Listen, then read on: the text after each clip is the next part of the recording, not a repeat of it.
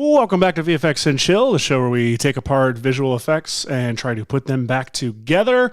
With me, I'm Seth Worley. With me, as always, is my pal Daniel Hashimoto. Daniel. I just called you Daniel. That's it. The show's over. Bye. Friendship's done. No, how are you, Hashi? Man, I'm good. How are you? Lovely, exciting week. Don't know why I said that. I can think of nothing that happened this week. But yeah, we're just excited to make some fictional characters fight to the death. Man, that is exactly what we're going to do today. Before I go to the graphic, though, let's go to our graphic friend, Michael. I don't know why he's a graphic friend. How are you, sir? I'm doing very well. How are you doing? I'm good. It's been a weird, rough week with some weird, rough things, but today we're going to chill and have some fun and make some fictional characters have pretend fictional fights. And of course, I'm talking about VFX Royale. Oh, wait. Oh, this is only shows one of us. So now that we know it's VFX Royale, hold on. Actually, I can do this. I can make it go. So let's talk about what VFX Royale is. Absolutely. We have decided that on the last Friday of every month, it would be a good time to take a little break and do a little visual effects experiment of making characters fight each other that wouldn't traditionally be in the same movie. And the way that we've chosen to do that is through trying to create a library of fictional characters that we think would be interesting to have in the arena and spinning for them each week. So, yeah, I'm ready to spin for mine if we'd like. Are you? Well, here's the thing. There we go. Damn it. Now we're ready to spin and I made the background work. You know, I'm also happy to hang out here and admire your amazing 8-bit fire going on here because it's pretty awesome. This is gorgeous fire. Is this hand animated, Seth? No. Well, it is, but not by me. It's I pulled the assets from Production Crate. They have some great anime fire and hit effects, and I altered their hues and I added the VFX and Chill cocktail that I use on all of our graphics, which is a little bit of an effect called Pix Dither by Wonk Effects. and a preset that I've talked about in other episodes called Dino Shader, which creates that 2D shading on layer. And that gives us our VFX and Chill Season 2 graphic look. Pretty fun. And then I did some turbulent displace and things. I really like the color grade, like the color choices you've made on this particular section. Thanks. I know we've got some animated characters on the wheels this week, so perhaps we'll be able to, perhaps this will be even more on point if any of those happen to turn up on the wheels. That was a damn good segue, Michael. Thank you. That was a really good segue. So let's do it. I hope we get some nice live action and anime mixed. That would be great. That would be great. Hash, you're up first. Spin the wheel.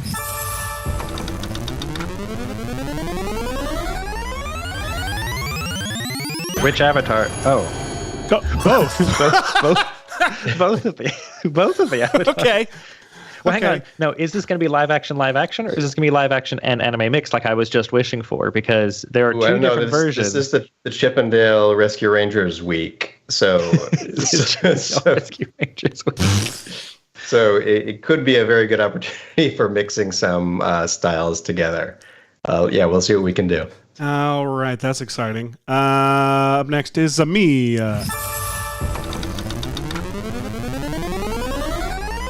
Oh, excellent. Top Gun, I'm assuming. Oh, boy. Oh, not topical.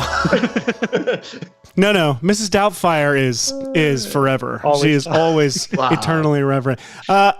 Okay, I'm assuming Maverick, that's Top Gun Maverick, right? I can't remember if I would that's... assume so. Not Mel... Nope, I've already answered the question. It's not Mel Gibson Maverick, the cowboy. Or the original TV show on which that movie was based. Who was Maverick in the original? Was it Brolin?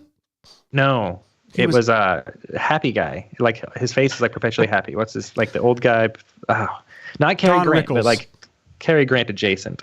Oh, no, I'm thinking of Wild Wild West.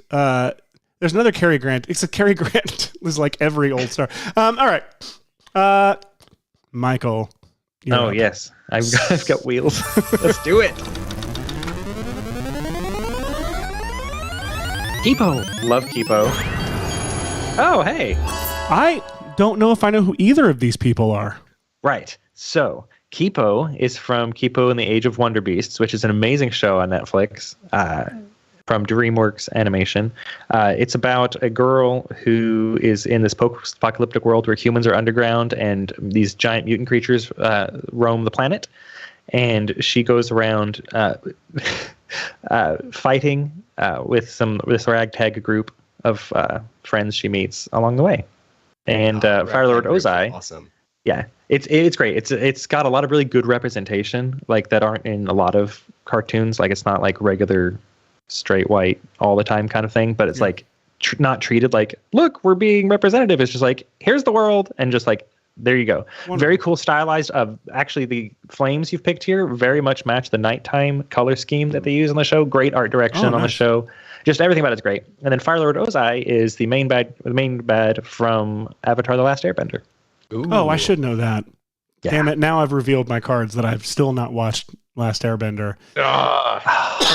One of the best start to finish animated shows. Oh yeah, that is not appropriating nothing. I know. Not. It took me a second. Okay. Why don't we dive into After Effects? Greetings. I was just in your fair country 2 weeks ago. So was Hashi. Oh, here's Hashi's desktop and all of his banking information. My desktop. Yep. So I know I actually have, I'm going to open Premiere. I did a But with Raptors Top Gun thing.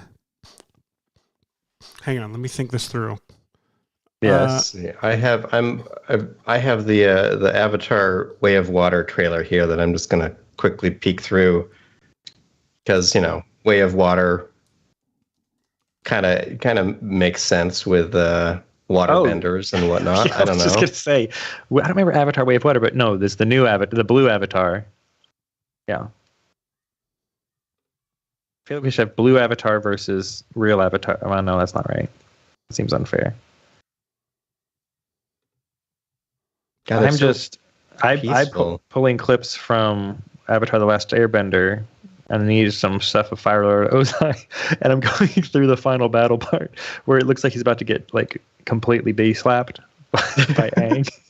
Like at the very end, you see this like big slap, and then he doesn't. Oh, it's so good. There's some similarities between how Aang wants to fight in this end sequence, Aang being the Last Airbender, and how Kipo wants to fight. Kipo is all like power of love type stuff. Like she does not want to fight. She just wants everyone to be friends. Why don't I have a Huey Lewis drop? I want a button right there that just goes bum bum bum. But instead, it's just going to be me. That would be pretty good. That shot. Trying to think of a good, like every time we do these, I want to come up with like a story, and I'm trying to like, and I always spend like all my time in Premiere trying to find the exact right clips and don't do any After Effects stuff. Right now, I'm trying to think of why this other, like, generally peaceful character who can control, who likes the elements, would fight these other generally peaceful characters who like the elements. It should be interesting. It's hard to, I'm trying to think of what the story reason is here. I mean, they could just be in the middle of a fight going at it, and we see which one comes out on top. But trying to peek through some of these exciting moments from this wonderful show and this MP4 compression. Yeah, the problem with a lot of this is we're not working on the most excellent source material. I don't know why Nickelodeon failed to send us all of these masters before with alphas before the show. I emailed them, but hey, if we might be doing some of your shows, can we have your original source files, please? Thanks. Yes, we just want to, for marketing purposes, want to present them in the most accurate way possible. Should have naturally just done this. Nectarware, we are doing VFX Royale. So Hashi is doing Avatar versus Avatar: The Last Airbender. Seth is doing Maverick from Top Gun versus Mrs. Doubtfire. And I got Kipo from Kipo and the Age of Wonderbeasts versus Fire Lord Ozai from The Last Airbender. So we got a very Avatar heavy. Well, and I'm lucky here because I've got a whole bunch of assets. I did we have a Twitter account called But With Raptors, which, there's a little QR code there. If you're not familiar, you can scan that. Hopefully at that size it'll work. If not, let's just bring it up a little bigger. And you can take a look at that QR code with your phone and go follow But With Raptors on Twitter. And I have already edited a cut of, in fact, I have an old cut because I cut it down. I was originally going to do a much longer, like a slightly longer cut of what I made where I replaced Tom Cruise with a Velociraptor yet again. And that's what we do, folks. Who the hell are they going to get to teach us? This might work for Mrs. Like, I know it's supposed to be versus Maverick, but I can already think of really funny ways to just really funny results from replacing Maverick with Mrs. Doubtfire. Because the dialogue is so great. It's all like, about like why this person. Yeah, and she's like, who's going to teach? Here is the best there is. Who the hell are they going to get to teach us? And then John Hamm isn't crazy about him. Maybe I don't know. I'm on board with where you're going with this. Oh, and right here where he flies through the thing and he says, "What the hell?" So I added a raptor and a raptor sound there, but I'd absolutely want to have Cake Face, Mrs. Doubtfire, like, hello! Oh, man. That's 100% what I'm doing. I got to find all those clips, those Doubtfire clips I pulled back when we made these libraries. Doubtfire. I thought that it was going to be a Mary Poppins versus Doubtfire mashup, so I like that we. I think that's what we always thought when we made this library. We were like, maybe like the nannies will face off against each other, but that'll have to be another day. I mean, but yeah, Mary Poppins is a bloodbender, as we all know, and things would not have gone well for anyone else. I also got. I might start off messing with that. The title, the After Effects title that I made, I'm going to go ahead and knock that out. Top Gun logo. Now, I have another way that I could go. I'm looking at these.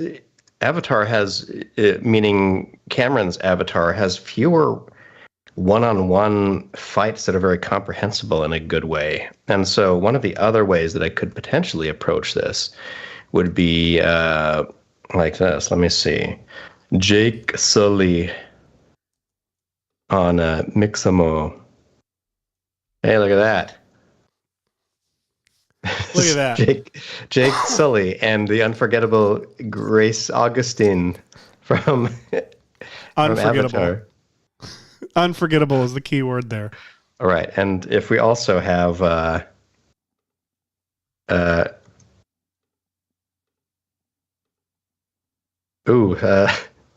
you could I could purchase this Katara model, but I'm not in love with it.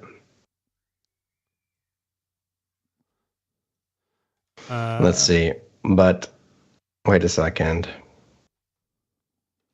Daniel Cardona has Toon Shaded Aang. Oh man. Oh, not only Toon Shaded Aang. Looks great, but I don't know rigged in Mixamo. Okay. This could be an interesting way to try to attack sort of what they're doing in Rescue Rangers, which was, I think that those guys were effectively all CG throughout. For the most part, I think they were. I heard. I mean, they have like tons of hand-drawn components and face shapes and like whatever you'd call it. But yeah, tell us about the Rescue Rangers, Seth. Well, I listened to a podcast that did with Akiva Schaffer. Friend of the show. Drop it. Well, no, he's not a friend of the show. I don't think he has any idea this exists, but he has made a guest appearance on a podcast I have yet to release. We should try to get him on the show to talk about it. He wouldn't do it. I can't imagine he has time to do it, but that would be amazing to actually talk to him about the process of Chippendale. But I believe he was talking about, I think some elements in the movie are obviously hand-drawn. Because the problem is that like many of like the best like artists of like hand-drawn 2D animation, there's not as many of them anymore. Like, these are great. One of the artists, that is great. One of the artists who worked like, so apparently the artist who drew Roger Rabbit in Roger Rabbit's cameo in the movie was one of the animators from Roger Rabbit. Cool. Originally brought to life by Richard Williams. Yes, Roger Flounder looks really great in it because it's I don't remember any of these artists' names, unfortunately, but like apparently there just aren't as many as there used to be, and so it's hard to actually get a team of animators on to do real live action 2D stuff. So I think whenever they do like major cameos like Flounder or Roger, that's 2D.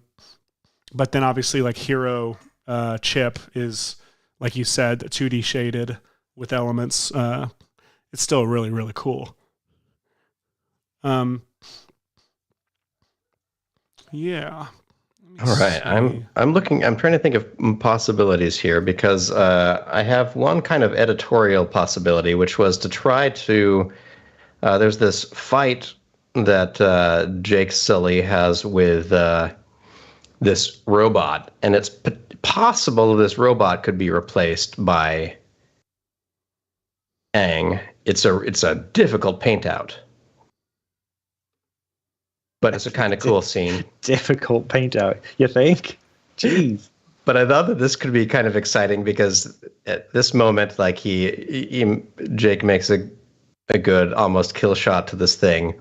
But I thought that this could be a moment where he's fighting kid Aang Avatar and is kind of like winning. Aang's a little bit terrified. And then he goes in for this kill shot and then it hits him. but blasts him into the Here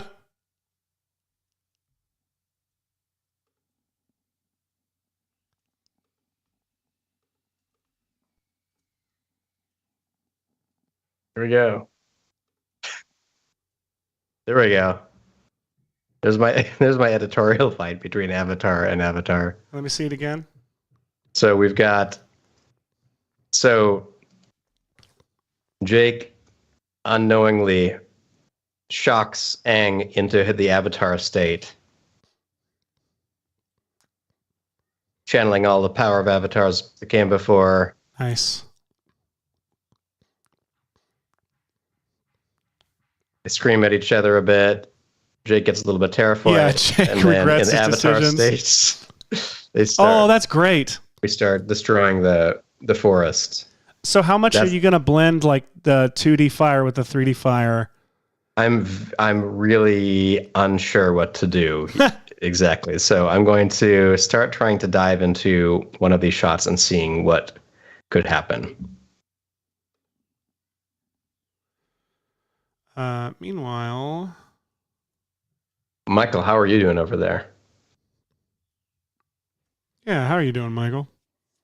Oh, I'm doing swell. I'm just pulling my Kipo clips. Currently, I need. Would you like us to give you some privacy? Because this shot here from this trailer, because she's putting up weapons, and she's frequently all about like, I don't want to fight, I want to love. So I think this shot of her putting up the weapons would be good right before she consumes Fire Lord Ozai with the power of love. That's what I think I'm gonna do. I think I'm gonna have him like all arg, and then she's all like love, and then I'm gonna like try to surround him with like cartoon hearts or something, just to like hardcore hit it home that she's, because it's very elemental in Avatar: The Last Airbender. Like all the fights are elemental, whereas in Kipo it's like a lot of talking and like emotional facial expressions. In Avatar: The Last Airbender it's like physical like manifestations of air and whatever. So I think I'm gonna just have her like surround him with cartoon hearts until he can't take it anymore. That's my plan. Excellent. Just not sure how to get there story-wise because I can't do the voiceovers. We'll see. Hashi, you do good impressions, so I'll have to let you listen to Kipo talk for a minute so you can do her voice. Sounds good. I will. Seth, you can do the voice of Fire Lord Ozai. It's fine. Yes, I have full... You sound like him naturally. Naturally, I have full like understanding already and familiarity with the character. So I'm going to assume he talks like this. Is that right? Appropriate ethnic accent, yeah. Excellent. Fine. Perfect. I think I just offended probably sounds nothing like Shredder from Ninja Turtles or something. Speaking of having appropriate ethnic accents, Hashi, how'd your English test go this morning? Yes. Michael is referring to our process of Canadian immigration, for which one of the things you can do for kind of brownie points is take the English competency test, which I took this morning. I feel like I demonstrated that I can speak English well. Except apparently too loudly, because the moderator came over to hold a sign up in front of my face that said, "Speak softly, please," and like tapped it like like leaned into my little like privacy cubicle and was like, tap, tap. Hey. That's so funny. You're disturbing the other test takers. Wow. If that happens to you, I feel like Englishing too loudly. If that's what the reaction you get, one, Canada really is a quiet and respectful place. Two, I would get, my sign would say, "Leave country now." Like that's quite an accomplishment there. So fun. All right, I have a little process that I may have already done to make sure that it would actually work on the stream. So this shot is wild, but I really like it. It's like it's all these hits and it's the camera kind of sweeping around here, but there's a lot of subject in here. So I am positive if I ran a camera tracker on this, it would have no idea what to do. Yep. And so I had a feeling that I could try an experimental procedure, which was to create, to use that filter that I've been pulling out before called Depth Scanner, where it's trying to automatically create a depth map from this footage like this.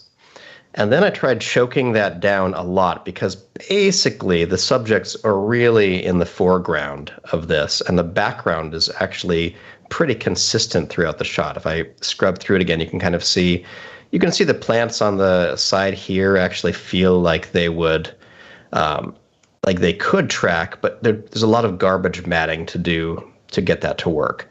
So my plan was to use that depth pass sort of choked in, and then use that as a Luma mat to kind of create a version of the footage where a lot of the subjects are punched out and we're just leaving the background there intact. And then I thought, might as well go for broke. if I'm hiding all of the motion vectors in these areas where the characters kind of are, even though it's not a fantastic job, I could run the content-aware fill on it just to see. And content-aware fill will come up with this. So that's messy. Oh, you can get something out of that. It doesn't hold up, but it is preserving the major motion vectors of the shot pretty well. Yeah, I think. And reconstructing them in between where the characters are. And so I have already tested it. It's not going to fail. This background, when I ran the camera tracker on it, was totally trackable. Are you telling us, or are you telling After Effects? I'm telling. It is not going to fail. It is going to not do this. It is going to make me proud. This is the secret for After Effects is, just letting it, like, believing that the track will work. And look at this.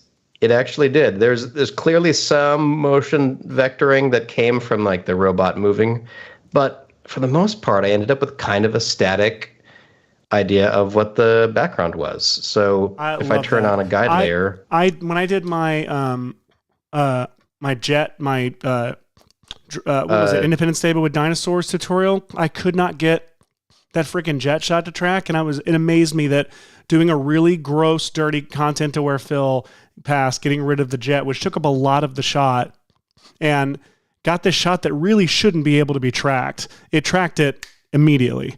That is a really good paring down of this process, and very, very funny the way you told it. That is a great Jets versus Dinosaurs. Well, the point is, like, After Effects isn't the only one that needs to believe in itself. You need to believe in the really crude, stupid idea that could possibly make the track work, which is half the process. It really is. So now I'm left with the task of trying to figure out how to roto avatar here, Jake, out of this shot. And I'm going to try to figure that out. The depth scanner arguably could be used for this since he's often the most foreground object, but I don't know. Let me see what it looks like if I were to display just the background and then a layer of the foreground where I've modified the depth scanning input. So let's see. Do this instead of a Luma inverted as a Luma matte. So in effect, this should be the whole shot back now. Except one of the things that we can't tell is that Jake has a crude alpha channel on him, which is kind of cool, and it kind of works. But what I've got to check now is if I turn up the tolerance on my depth matte, is there enough difference between Jake and this robot? And let's try. So we can see that I can get rid of almost the robot independently, and it's leaving a little bit of Jake there, but I'm losing the thigh there. So I'm going to see if I turned it down to this level. If that's Jake's top half, does it cut it out in front of the robot at all parts of the fight, or not really? It looks like not really. Here's the AI trying to preserve just the most foreground element, and it's wild. I mean, that's an interesting effect. What I was hoping was that this would mean that a mix between this and a garbage matted original plate could give me an empty background plate, and it still might. We'll see. What are you up to over there, Seth? Oh, just tracking Mrs. Doubtfire's face, as one does. I have this plate of Tom Cruise in the cockpit, and I've done a really dirty job of erasing his face. I've got I put the mask on the wrong layer. I've got isolated helmet foreground, isolated jacket foreground, clean pass, the original plate that I can use for pulling the auto color correct info. I'm going to have to do another flare on top of this to match the flare that's in the shot. But right now I'm trying to isolate Mrs. Doubtfire's face. So I'm going to do a face track on her, and then actually let me see if I have more information. I don't. Okay. I'm going to do a face track on her, and then try to trick Warp Stabilizer into putting her face right in the middle. Excellent. Are you doing... you would do the detailed face tracker in that case. I suppose I should, right? At least so you have... what you did last week. Yeah. Yes. It's good to have something like the eyes. They're a really good reference because I've found that the two sides of the face are usually points that move a lot. And actually, I don't know if you can extract them if you're not in detailed face I don't mapping remember anyway. your process you did for this. So go ahead and so you've run the face tracker on the whole thing, yeah? Yeah.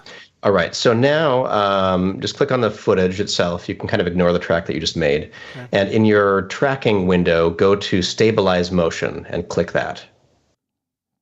All right. So now down in your timeline, you should be able to open up the motion tracker there.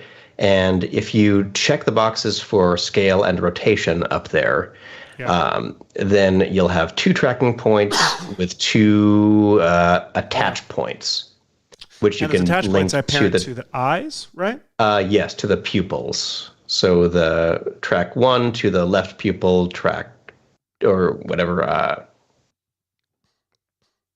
I can't remember if it names them off of screen left or face left. It doesn't name them party pupil, which is what I would name it. But I think it's 1 to left and 2 to right. And if not, it wouldn't be a big deal. Right pupil. All right. Now the weird part is on each of those properties that you just pick whipped, you've got to right click on them and go to Keyframe Assistant. So up higher, sorry. Up here, yeah, for these trackers. Oh. Say Keyframe Assistant and convert expression to keyframes. That way when it applies itself, it has real data to look at. Otherwise, I think it loses it if you try to apply it from the expression. Oh, there we go. Horrifying. Thank you, sir. Absolutely. Oh my gosh, this is going to be amazing. All right. I was trying to see if this depth scanner would give me any better data than this by turning up its quality settings. They take a little bit longer to calculate that way, but not getting a great result. This is at its quote accurate mode, and it wants to believe that robot is closer in frame. And I am asking a lot of this depth scanner. This is a muddy, in terms of lighting cues, this is muddy as heck. Like I wouldn't recommend this type of an image for a great depth extraction. So we're just going to go with the next best thing, which is really big old feathered mask, I guess. So I'm just going to do this. And I bet this works about just as well. There. Now we've got Jake here, and we just need to do a couple of random keyframes. I'm doing tracking the helmet here, and I'm going to use Spot Clone Tracker because it's a more reliable tracker, and it moves super fast. Good call. Excuse me, I'm sorry. I just burped into the audience's ears. My God. Hey. Sorry, audience, and sorry, your ears. Truly sorry. And then I grab that, I make a new null, say P, position, copy that spot center, paste it onto the position, and I turn off that spot clone tracker. I might use it later if I need to. And bada bing, bada boom. I parent Mrs. Doubtfire to that null, and I'm going to have to adjust the rotation and stuff, but the shake is happening. It's staying like it's supposed to. So you're going to parent Ms. Doubtfire, the arguably very questionable parent. I might want to keyframe the position too.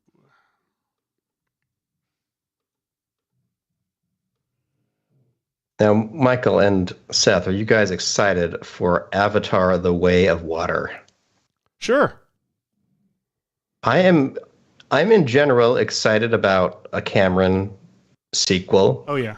I feel like he does know how to figure out what new story to tell in sequel form when it is called for. I mean, whether he originated the original or not. Terminator to Terminator 2.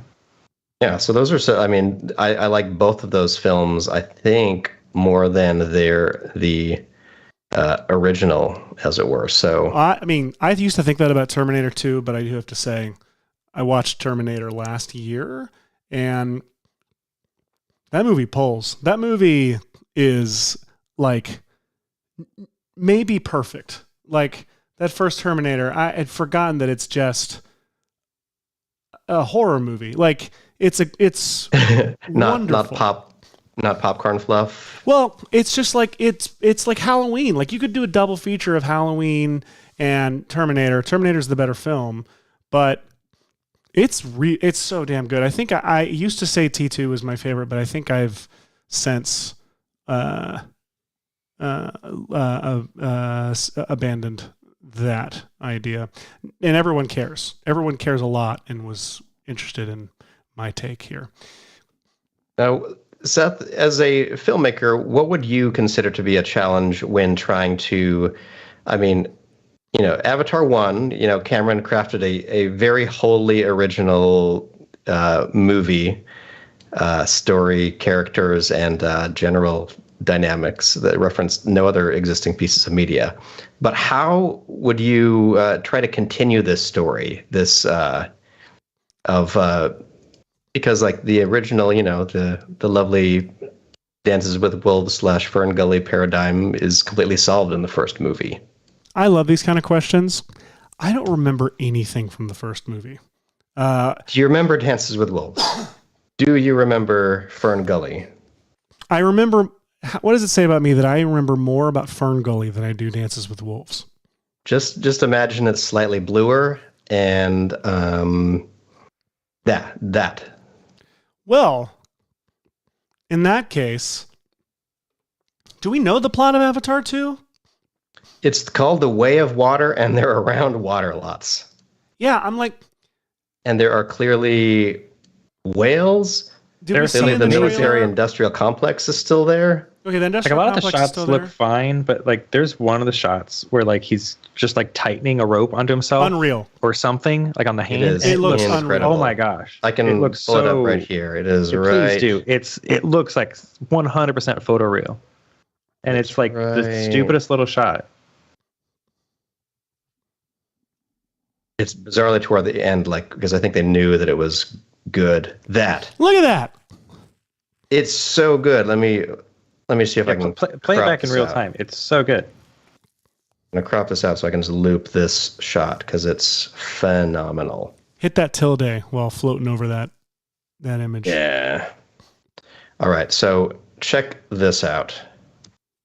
Oh, come on. Loop for me. Oh, I didn't select the...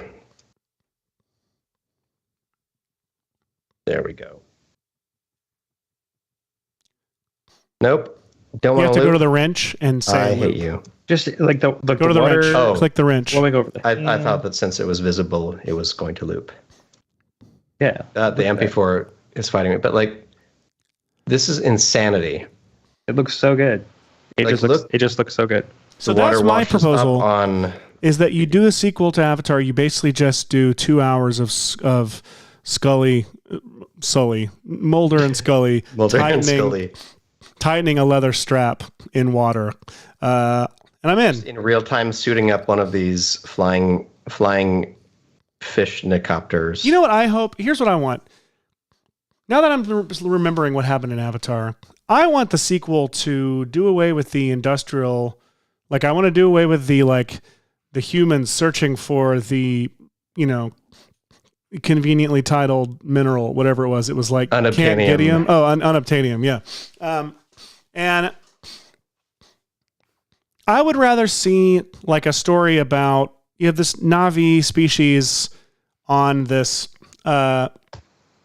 planet. Like, go elsewhere in the system. Like, I want to see like another alien species that the Na'vi are now like fighting against or with. Like I want to get deeper into the world, and then in like have to actually seek out help from the humans and do like the X2 essentially of like where you have a common enemy between, you know, Charles and Magneto in that second one, and then, you know, countless X-Men after that. But that's what I would approach, and that's why I'm not making Avatar 2, because it's bad. And Cameron's probably doing something great that's going to make $1 bajillion, and I'll forget the second I walk out because I'm dumb. So much money. All right. So also, looking back at this, I don't too? actually have a very good background plate for this. That I mean, is, it kind of I works. love like watching the Invisible Man fights that we create when we. It really when we're is working like in these. it's fighting this robot, which is still there at the first frame, and then cloaks. Look at that. That's awesome. See, I'm just gonna pretend this is my final shot because that's an awesome cloaked robot. That would be way harder to fight. Try fighting that, Blue Man. Can I also say, for all the weird like hate that we throw at Avatar, that, like, you know, none of us like remembered it or saw it twice or whatever, like, this is an original story and a wholly original movie that made a ton of money, and like that right there is something to be commended, whether or not you like Avatar or not. It's like Cameron is able to make something not based on an IP and not only that, you know, any old white guy who made a studio tons of money countless times again can make an original movie in Hollywood now. But to do it and then make $1 bajillion doing it, that's something special. The end of my rant. I love it. I think it's funny that there are endless hours of rants you could have against, like, and people have had against the James Cameron Blue Avatar movie, and there's also endless rants about the live action Avatar The Last Airbender movie. You could have hours of rants about both of them. Now, even as a Shyamalan apologist, Shyamalan ding dong. Yeah. Oh wow! I feel like that was. Yeah. Avatar was a rough movie. I read. I mean, I like that they made every ethnic character white except for the bad guy. Like, come on. There's a great episode about that movie. One of my favorite podcasts. I talked about it on my other show recently. What Went Wrong? They took a break because one of the hosts went to make a movie, but they talk about movies that had notoriously troublesome shoots or production, like, or, you know, were ill-fated. And they have a whole episode. It's one of my favorite podcasts. They have an episode about that Avatar movie, the Shyamalan one. And it's interesting, like, that Shyamalan apparently, like he picked it because he wanted to make a kung fu movie, and his kid watched the Last Airbender, and he was like, that could be cool. And like, apparently, like, that's kind of the passion that went into it. Everybody's got to find their. I agree. I know that every filmmaker's got to find their way in when they're adapting material, and they have to be willing to, like, modify it to suit, like, what they can get emotionally present for. But sometimes you're just the wrong filmmaker for the material, I feel like, which was a bummer because I'm a huge Shyamalan fan. And that first trailer, that teaser for that one, I remember being really cool. That I don't have anywhere I'm going with that. I was just talking for a while I comp Mrs. Doubtfire into Top Gun. I mean, you're doing some amazing things. I'm not gonna lie about that. That is a fantastic result. And speaking of results, I am not pleased with it with where this one is generally going. I had a feeling that having Aang in here doing something funny would be cool, but I'm not sure if any of these bits of animation I have are comping well into this shot. And, like, obviously they're not comping from the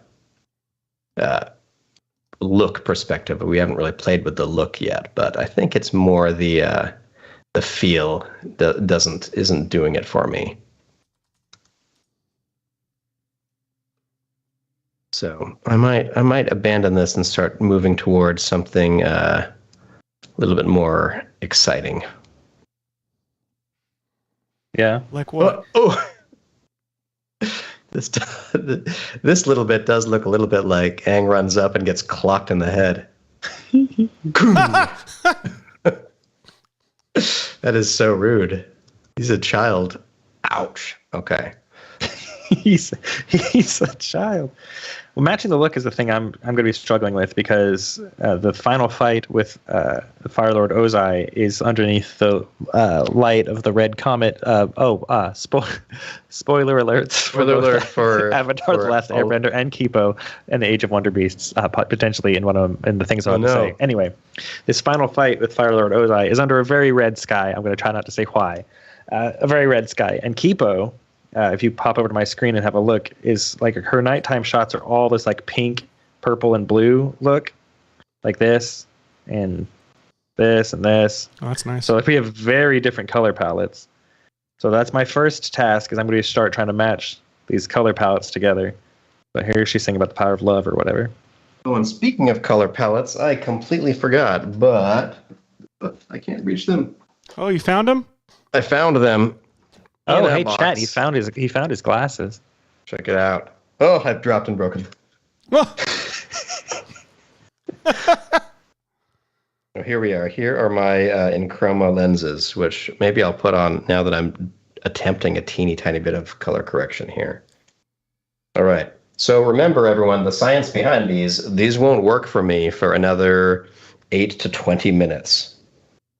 A lot of people round that to 7 when we talk about how quickly your eye muscles get used to the distance you're looking at something and adapting to a full color spectrum, which we know from if you make stereoscopic movies, you want to ease people in. You want the first 7 or so minutes to gently introduce people to the depth you're going to pull out later. And there are specialists whose entire job is just running through and help stereographers to help try to figure out what is a reasonable eye strain that you can experience. You look significantly cooler now that you're wearing them. I will say that. You do look cool. Okay.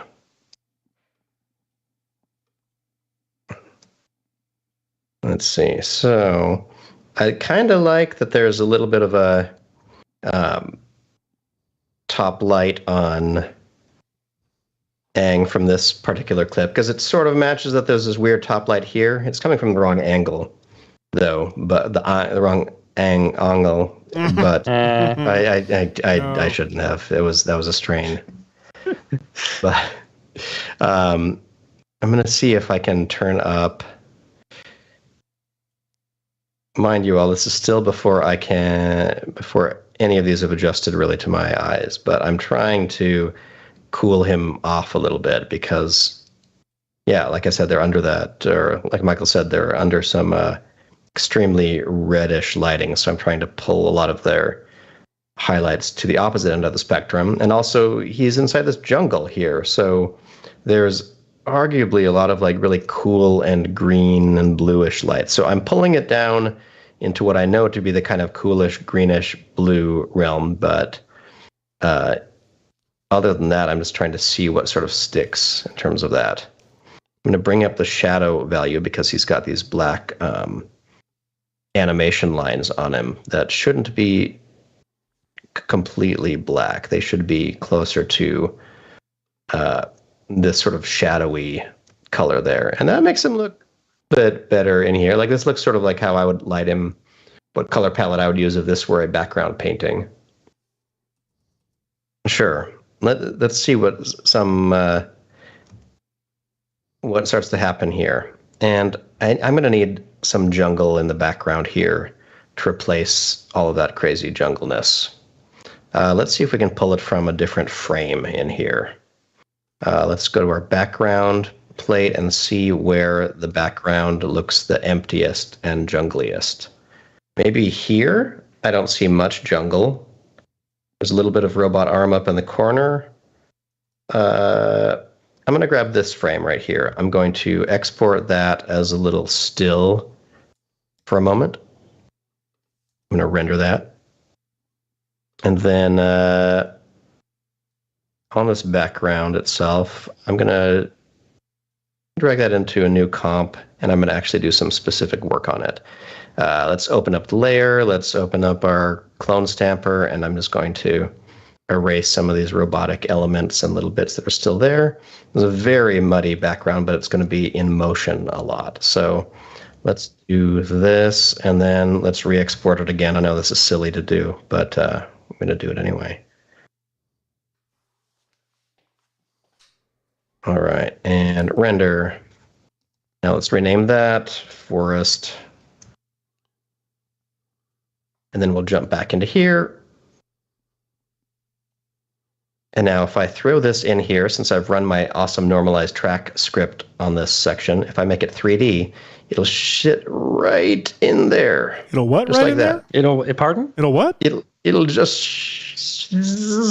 sit right there in the background, which is lovely.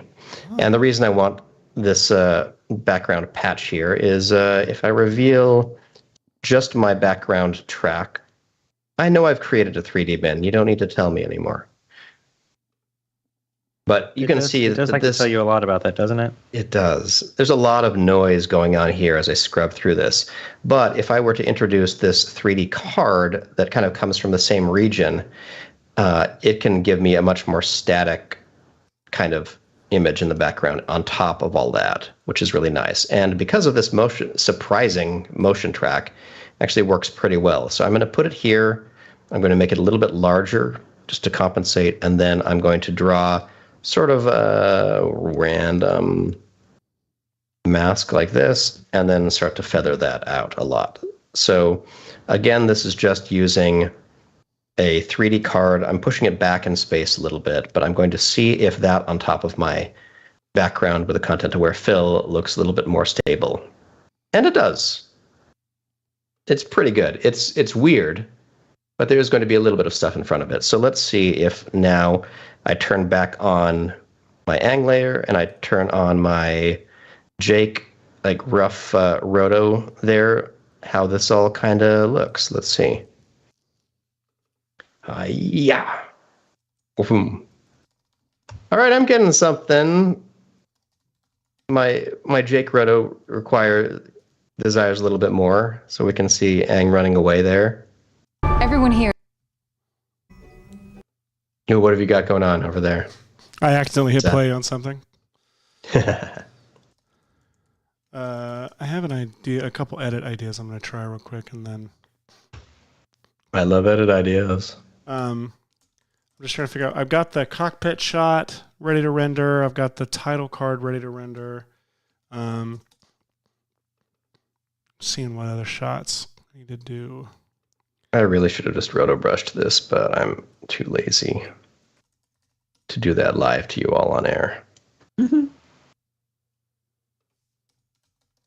Okay, Aang, I'm going to slide you over a little bit right here.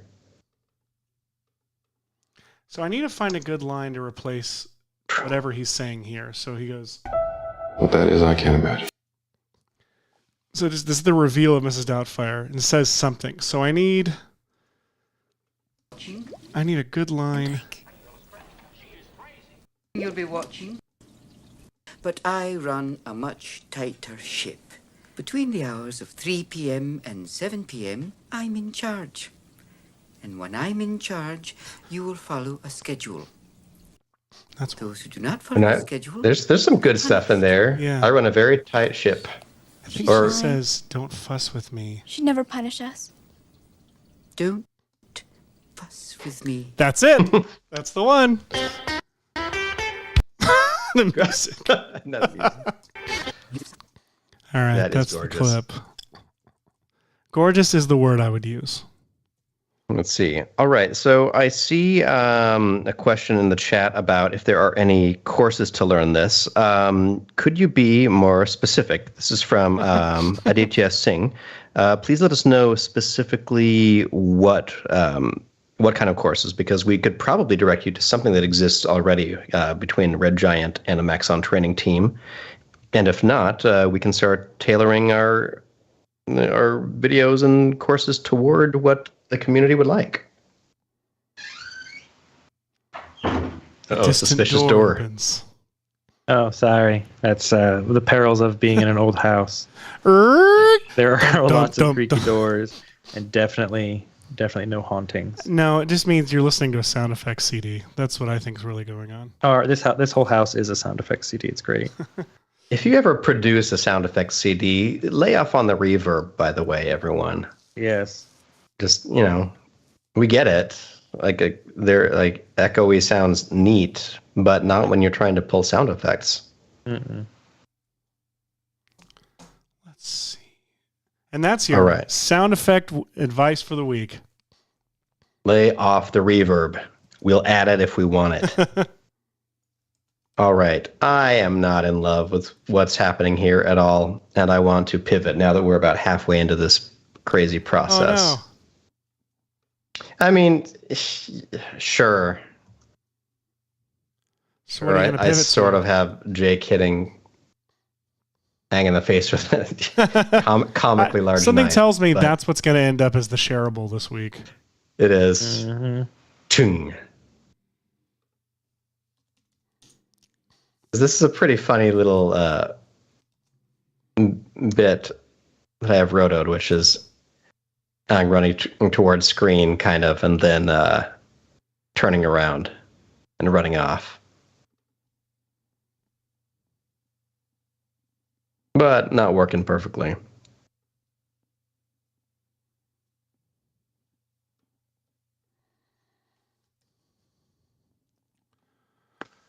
Roto, Mrs. Doubtfire, that's what we're doing. All right. You two, talk amongst yourselves. I'm going to take a quick break. I need to check if my child can get home. 1 second. Oh, I mean, that yikes. seems important. Michael, what are you doing? I'm going to go to you. Oh, sure. I am currently trying to match the colors. So here, let me do this one that I've done already.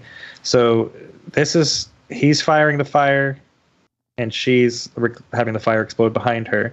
But this is not what that shot already looked like. It looked like, not on that one. Looks like, I don't need these effects on here. Go away.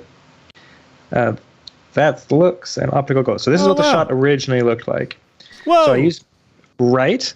So this is in the very blue, pink, and purple world of Kipo.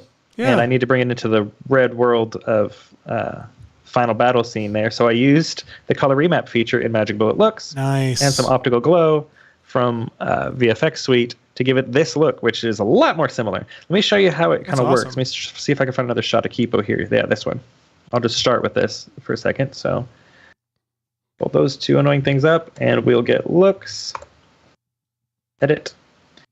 And then, comp profile, yes, thank you, After Effects. I can't click on that, I already clicked on this. So here we go, we got this shot. And we're like, we need this to be like red and yellow and fiery things. So we take the color remap feature, and it automatically for us says we want white to be white, gray to be gray, black to be black. So you're starting off from perfectly neutral. Then you can either start tweaking stuff here, or you could just hit new color mapping. And let's say this should probably be red, this blue down here. So we say blue, so it says blue, let's become blah. Let's go with a nice dark red. And automatically, our blue starts pulling to the red, which is great. We want it to be a little bit lighter because we got fiery looks going on. So that should be kind of bright red. And already, we're just with a couple of clicks, we're already so much closer to the right color. But we can add as many color mappings as we want and really kind of start fine-tuning stuff. So I think this here should probably be a little yellower. So I say new color mapping.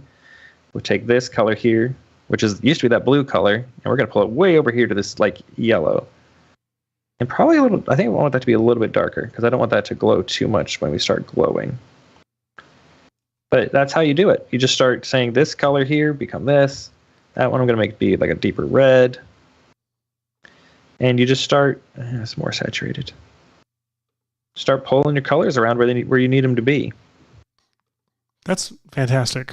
Yeah, it's a lot. It's really handy, and it works nicely on animation, especially because you have a limited color palette. Very limited color palette. It definitely works really nicely there. Yeah, so you can really, really fine tune how you want things to look. So that purple color there, I'm going to swing that way red, like way red.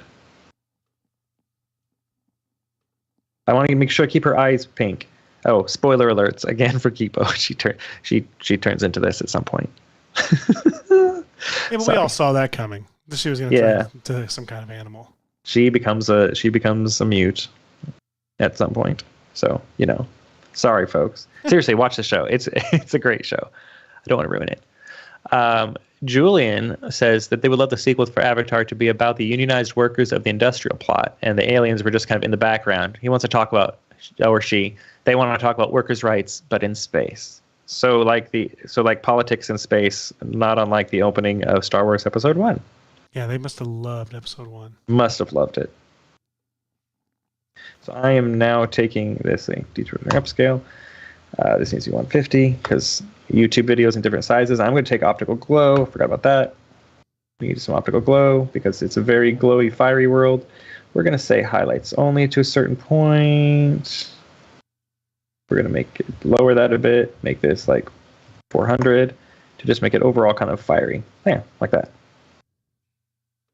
I still need to take that a little oranger and less purple, so I'm just going to take basic hue saturation and just push it. Whoop, too far. Nah. We're just going to go into the color remapping and fuss with things in here because I want it to be more orangey than red. Don't fuss with me, dear. Fuss. Like that, a little oranger. This yellower. Yeah, there we go. Still that red. It needs to be a little oranger. Still too purpley. Come here. Oop, too far. Too far. And more saturated. I'm going to render some stuff real quick. You're already in the rendery phase on things? Yeah, just a couple things. Just shot by shot. These are really, really straightforward shots. I didn't have to do... like I said, I had all the assets from Top Gun from the Raptor thing. Yeah. Right. So that helped a ton. Hashi, you're back. What are you doing?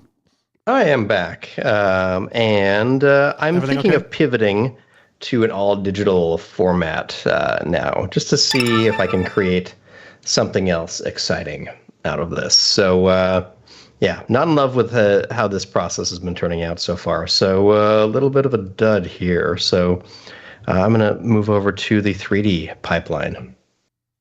Nice. I think I repeated myself twice there. Good. Then we all know for sure what you're doing.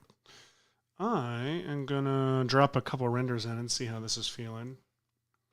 Ooh, I am excited for Prehistoric Planet. We have not watched any yet. But, I'm so looking forward to that. Yeah, like in my mind, like we would do nothing but sit and watch the entire thing this weekend with my kids, fully paying attention and enjoying it as much as I would. But that probably isn't. But they are also at the age of Dad is lame and wants to watch his dinosaur show. Yes. Dad was lame last week and wanted to watch his Chip and Dale Rescue Rangers movie, which I quickly proved they were wrong and that they were the lame ones because it was great and they liked it. But they weren't like, is this funny to you? They're like that most of the time. Here's my Top Gun Doubtfire title page. Fantastic.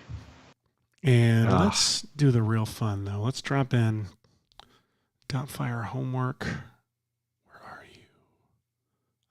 I imported you. Here we are. Drop that here. All right. I am just going to Mixamo some characters here. Don't. Oh, wrong one. This is going to be a fantastic shareable. This whole episode is going to be great.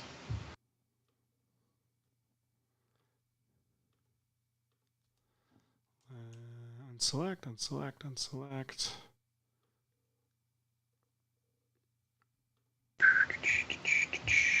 I can't imagine. Don't fuss with me.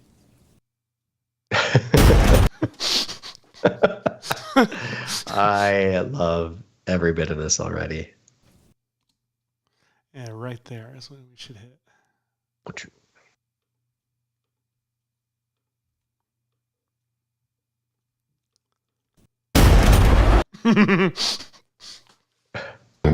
Don't fuss with me. This whole episode is going to be us just giggling at amazing things. What is our right. show ever besides that? That's true. So if anyone is unfamiliar with what I'm doing is I'm on this lovely site called Mixamo. We use it nearly every week, so it should not be a surprise to most of you. But it is a lovely little web-based server hosted by Adobe now that, or for a while. But you can jump into here, upload a character. For example, my avatar alien, which I've just exported from Cinema 4D. And when you upload a character, it brings it in to its auto rigging system. So at this point, I'll align some simple points to like the chin, the wrists, the elbows, knees, and groin, like so.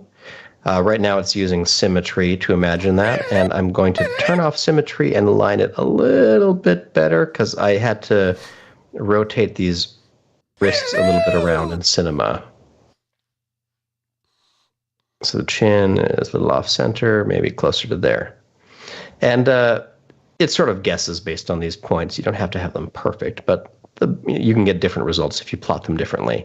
So I'm going to say, I don't remember, avatars have 4 fingers, right? Yeah, 4 fingers. So we're going to go ahead do they? and... I mean, not 4 fingers. They have 4 fingers and 1 thumb is what I meant there. I had to edit. I had to find the clip of her saying hello, and there's this is the way to make me laugh the quickest. It's just there's no funnier sound in the world to me than Mrs. Doubtfire saying hello. This is also, by the way, I think I've said this on the show. This is my go-to Greeting to strangers. Annoying dad greeting, mainly to the kids. Like if I'm going to enter a room and just annoy them, like to shake up the mood, it's always hello. Like I'm losing. I can't. That was not an appropriate representation of how well I can actually do it. But oh my god. Now I'm just going to add some Acusonus voice changer stuff. They have in here a jet cockpit preset.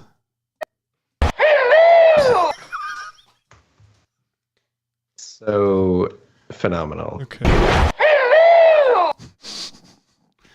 I'm trying to see if I can find some animations that work well for like staff fighting or something like that. I feel like avatars were often fighting with like sticks and stuff, and so does Aang.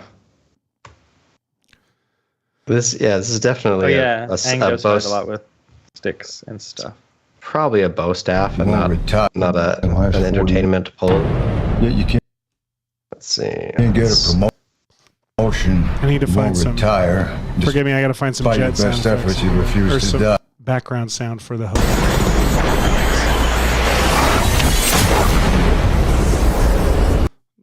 You know what I should do is I should try to recreate that amazing avatar shot using my skills. Did you create what? That shot of tightening the little strap in the water, but just using what I know how to do. I think you should do that. It's going to end up looking great, is the thing. No, I don't think that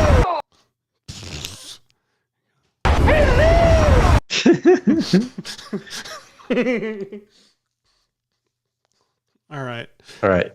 If I can find any mocap that feels like it could potentially match. Oh, I'm sorry to frighten you, dear. I must look like a...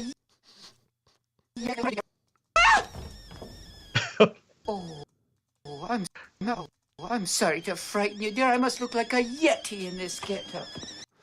Let's see if I add Here, wait. that here. This motion is a little bit similar. Let me see. Yeah, that works. Oh gosh. Okay, so everyone, I was going to make Aang fight Avatar. I think instead I am going to demonstrate why this shot in particular is so good. So you'd think, oh, it's easy. Just get some guy and like put some blue on their hands and film this. No, this is 100% computer generated. Every little bit of it, every drop of water, all of the caustic lighting in here, the shadow on an object going in and out of the water, the patterns of the wetness on the hands, on this braided leather strap thing, and the different levels of soak happening on this material here. It's a lot of incredible stuff going on here. So I'm going to try to recreate this insanely good shot in just a few minutes. So I'm pivoting, everybody. Good. We need a pivot drop. We do need a pivot drop because I have occasionally pivoted on these things. Oh, it needs to be Ross yelling pivot. I'll make that drop. I'm almost done with this little clip here, then I'll make that drop alive on the show. I'm sorry to frighten you. This, okay. This, To frighten you. just All keeps right. talking over it. Can you guys hear it? Yeah. Yes. Here. I'm sorry to frighten you. I must look like a kid. There you go. That's it. It's so good. It's so good. I kind of don't know if that's the right sound for underneath. I'm sorry to frighten you. I must look like a kid. There's got to be something else I could put there. Oh, I know what it is. I'm sorry. I can't figure out how to divert the audio from my Premiere into my ear without it going into the show. So and there's some. We love it. So I'm sorry. I'm just trying to find any Mixamo move that is close enough.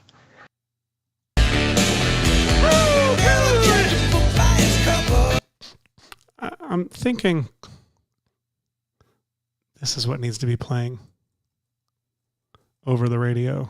And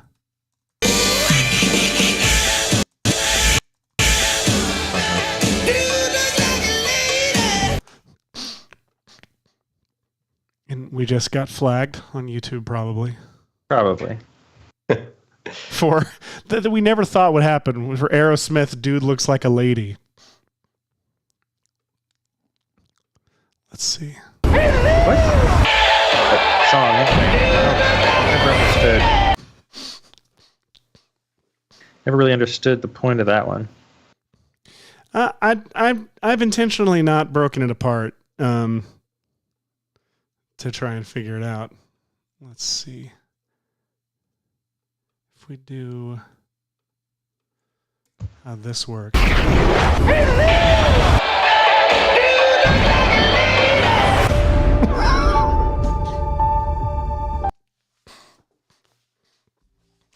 All right. Oh, here we go. Finally. Okay. drops. Oh God. Oh. Okay. This is close. It's pulling a plant out of the ground is what this is, everybody. Yeah, that's what it is. It's closer than anything else you've found. It is close. See, pulling a driver from a car. No, that's. Oh, he's the driver, I think. He's the driver. So he's removing himself. There's this sumo high pull. What is this? You're lifting a strong weight here.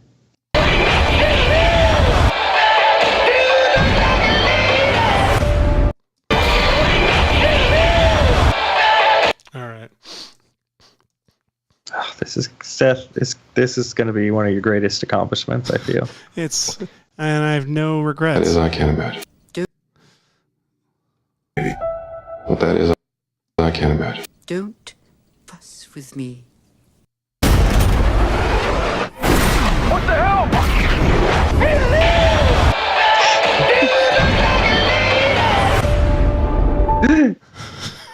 Wow. This is a movie I absolutely need to see right now.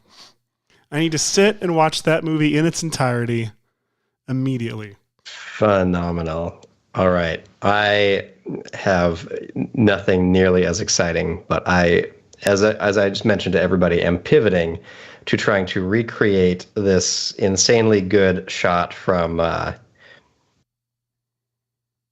Avatar where character is like tightening a little like harness to one of these flying fish things. Flying fish things. What flying fish thing? I mean, you're not wrong. You're not wrong. It's a what would you call that? I don't know. A flying fish thing. Flying fish thing. Definitely a All flying right. fish thing. Okay, so we're gonna need to figure out. Giant ass flying fish dinosaur thing. I do not Pardon my have friend. time to make props, but likely there is something that I can grab. Let's see.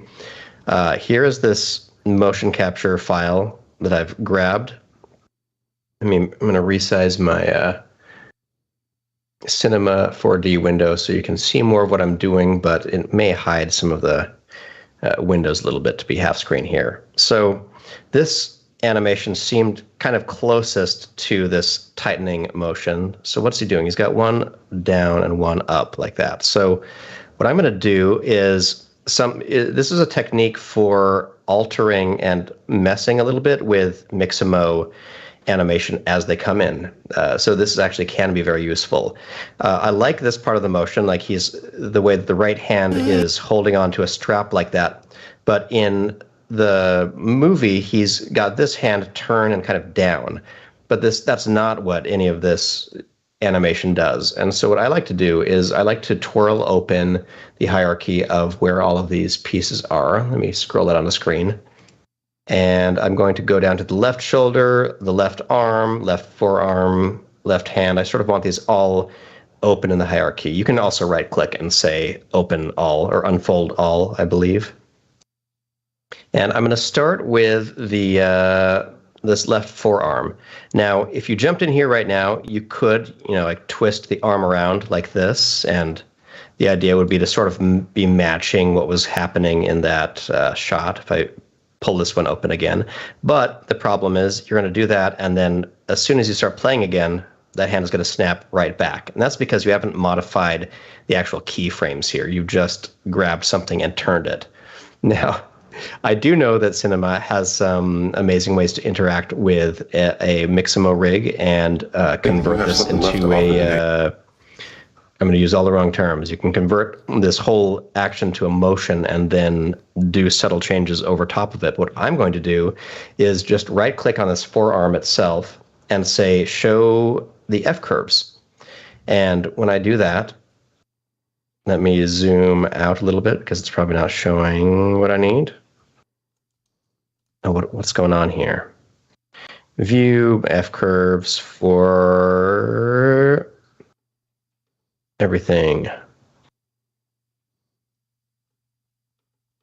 I want to see the things.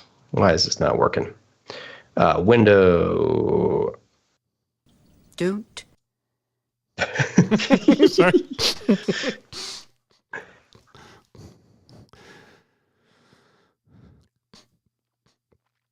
I don't know why. It's the only object menu selection. That takes need to be unlocked for me to see it. I don't know why I can't see my curves. Michael, why can't I see my curves? Oh, hang on. Sorry. No, it doesn't. Yeah, I'm sorry. All right, what are you doing? What's going on? I'm Why can't you used. see your curves? We'll see what. Like usually, I just I grab one of these and I say right click and I say view show F curves, and then I'm in there and I can see them. And I don't know why I can't. Is this one animated? Mm-hmm. Is this one animated? Absolutely. I don't have any idea then. I mean, I always have it set up to where everything by default shows up down there. That's what I thought too. Then I just scroll. Then I just scroll to the thing. Automatic mode. Oh, yeah. I don't know. Oh no, someone must know. Going on down there. You might be showing. What have I got? Pole plant. I am going to see if I messed up something in changing my configuration around and see if I can reset it. This is very exciting. If anyone has any suggestions, feel free to drop them in chats. Boom, boom, boom, boom. All right, in the meantime, let me start looking for a few assets that I can use in there. So we've got that motion. We've got going to look for some kind of crochet. This would be a great moment to know more about ZBrush, where I could model these probably very quickly. But that's not my thing. Not yet. Not yet. Not yet. Let me see. This is a crochet bag, but it's got... Oh, I was hoping it was an actual displacement map. It's not. It's just a texture. Darren Frankovitz suggests you drag and drop the item into the F-curve sheet. You can drag that bone into the left part of the dope sheet. That's what Nick Smith and Darren Frankovitz are saying. That's what I tried, and it didn't do it. And so I'm Marco going to Resta is saying show tracks. I love it. I appreciate this, everyone. I'm jumping back in. I'm positive these will work. So thank you for your help. Let's bring in Avatar. Let's make you half screen so you can be seen on the stream. All right. So here we go. Let's unfold all here. And let's jump down to the left forearm, which is what I want to mess with. Usually I right click and I say show F curves.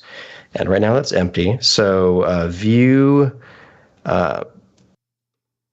usually you can also like click and drag this into here and then let go and it'll show it there.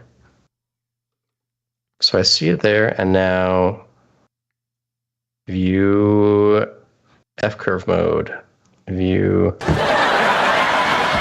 So is it somewhere in here that I'm not? Found it. I gotta get rid of this audience sounds. What am I even doing? Wait, there we go. What happened?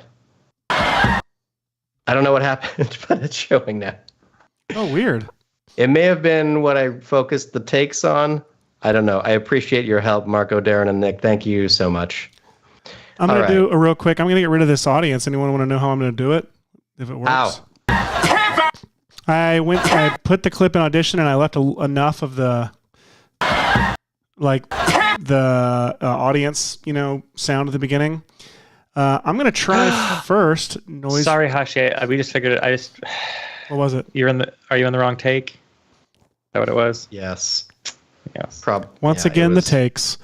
All right. So just so people can know what I'm doing on my side of the screen, if you grab any of these rotational values from the curve standpoint, you can drag them around like this and monkey with offsetting the rotation or the placement of some of these things, which is really nice. So like I can turn the hand up a little bit, but it's still going to relatively do the same motion, but now it's grabbing a little bit forward. And then I could grab, say, all of these keyframes and adjust them as well, which is great. Nice. The only reason I'm going to take over and talk about sound is because I can't keep it from happening on the show, and it's going to overtake the show. So might as well learn something. With the audience selected, I don't know if this is going to work. But with this audience, just this clip of the audience, I'm going to select that and go to Learn Sound Model. And then I'm going to select everything, go to Effects, Noise Reduction, and go to Sound Remover Process. And let's see what it does. It took them out a lot. Now I'm just going to start twisting things until something breaks.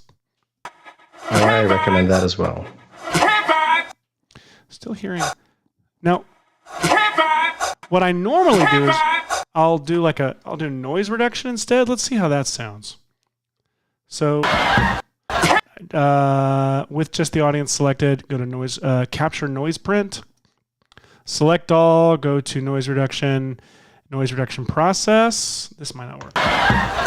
It did not work at all. So I'm going to go back and do it the sound remover way. Almost done, guys. Sorry.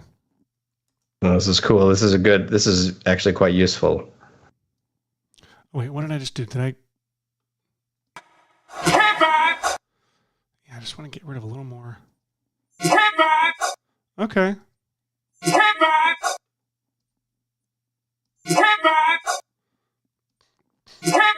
Is that good enough for the show?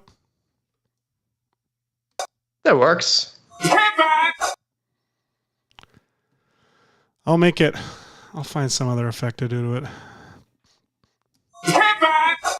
Now I gotta bring in After Effects and cut out his head.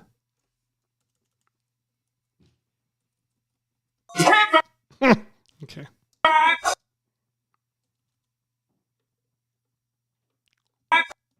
Oh, I need a little bit of that T at the end. Without the audience. You know what I might just do? I might just do this. Whoa! Whoa, that was cool. Do it again. You stepped into Warner Brothers. I know exactly what happened, too. All right, I'll do it this way.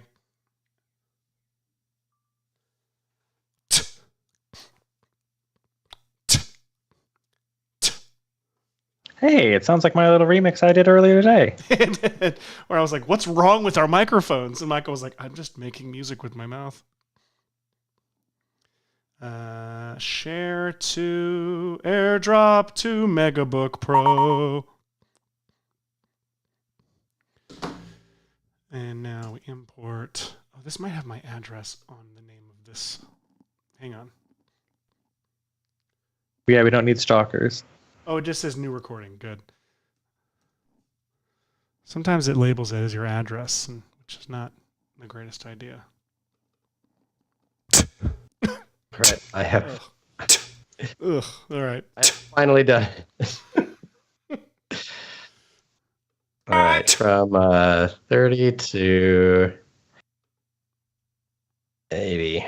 Okay. So I'm going to grab all of these things. Sorry, I gotta listen one more time. Sure. Works for me. One more time. All right. This is it. I'm gonna send this to After Effects now. Sorry, guys.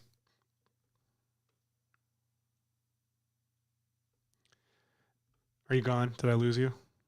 No, we're here. Enthralled in our current moments. Okay, good. Whenever trying to there's silence on the show animation. after I say something, I am terrified that I just said something horribly racist without realizing it, and everyone is just sitting in silence, not knowing what to do. It might be a fear of How mine. to explain how bad you are, yeah. Yeah. Reasonable fear to have. Don't walk around without that fear. You know what? Thank you. Good way to think of it. Ross, you move around. Nope. All right, let me see what these saddle thingies look like. Okay, they look kind of like a... I'm just going to look up the word woven and see what I get. Oh, do I need to leave? Do I need to go back to Michael's screen? Because sometimes when you type adjectives into search engines, woven, please be safe. Woven should be fine. No one's doing weavings of anything inappropriate. You would think that, but then what did you type in that one time? But then you Hashi? forget about the world of fantasy costumes, 3D models. Here we go. This small dark rattan woven basket from Cuisinage. I'm going to grab this. Thank you very much.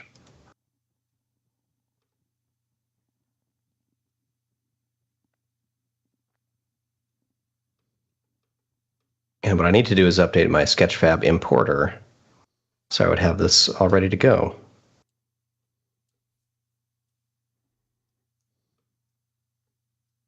we're going to import. See how much time we got left. Half an hour.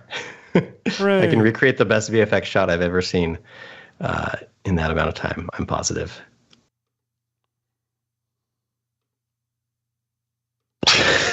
for those of you just joining. Yeah, for those who are just here. This is an exciting episode of VFX Royale where we traditionally have fictional characters fight other fictional characters. And while Michael is still on the proper assignment, both Seth and I wandered a little bit into our own interesting world. Seth is in the same general realm. He was assigned Maverick versus Doubtfire, and is producing a Doubtfire Top Gun mashup. Which I kind of did. We can watch the results right here. Oh my gosh, are they about ready? Oh yeah, I mean they're pretty much ready. The hell? I thought you were. I'm working on the Ross drop now because I feel like I've got something that I could share. Here is the best there is. Who the hell are they going to get to teach us? You were here at the request of Admiral Kazansky. He seems to think that you have something left to offer the Navy. What that is, I can't imagine. Don't fuss with me. What the hell?